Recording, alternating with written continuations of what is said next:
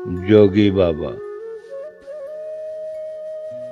हमें खिज़ां के उन वीरान पौधों की उदास शाखों के जर्द व खुश्क पत्ते, उन हसीन फूलों से कम अजीज नहीं जिनकी मौतो हयात के कुदरती अमर के बाद उजड़े हुए गुलशन में बहार आती है।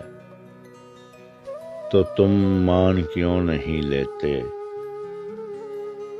कि गम सब्र व शुक्र के पकीज़ा पर्दे में रहे तो मसरत पाता है।